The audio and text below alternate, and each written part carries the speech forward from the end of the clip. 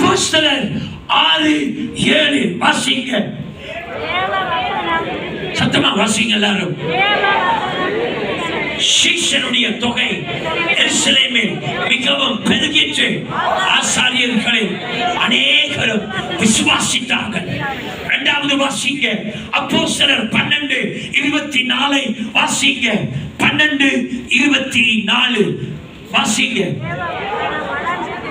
தேவவசனம் எங்க எங்க எங்க பரிசுத்த ஆவியானவர் இருக்கிறாரோ அங்க தேவனுடைய நாமம் உயர்த்தப்படும். மூணாவது வாசிங்க. அப்போஸ்தலர் 13:49 வாசிங்க சத்தமாய். அப்போஸ்தலர் 13:49 வாசிங்க. கர்த்தருடைய வசனம் மதுரை முழுதுமாய் பிரசித்தமாக்க வேண்டும். ஹல்லேலூயா. வாசிங்க அடுத்த வசனத்தை. அப்போஸ்தலர் 19:20 வாசிங்க. அப்போஸ்தலர் 19:20 இவ்வளவு பலமாய் கர்த்தருடைய வசனம் விருத்தி அடைந்து மேற்கொண்டது. ஹல்லேலூயா. கடைசியாய் அப்போஸ்தலர் 28:30-31 எல்லாருமாய் சேர்ந்து சத்தமாய் வாசிக்க போறோம். வாசிக்கலாம்.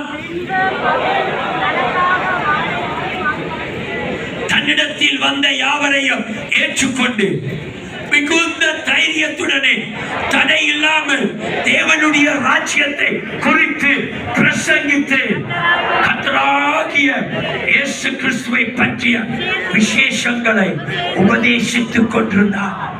35 வருஷமாச்சு. 35 years.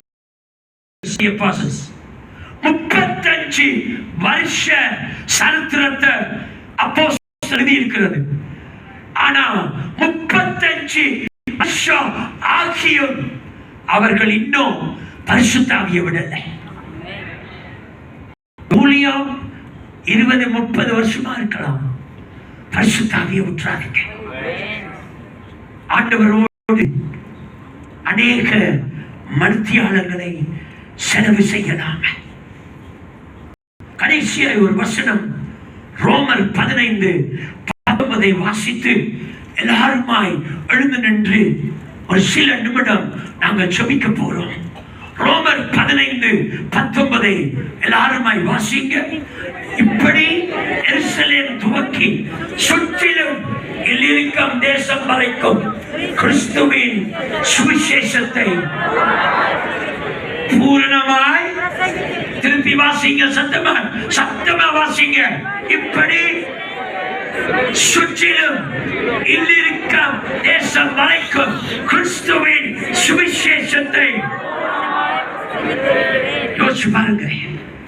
எங்க எங்க பரிசுத்த ஆவிக்கு இடம் கொடுத்தாங்களோ அங்க அங்க சபை வளர்ந்தது. எல்லாரும் எழுந்து நின்று நாங்கள் ஆண்டவரை நோக்கி பார்க்க போறோம். இந்த நேரத்தில் நம்முடைய வாழ்க்கை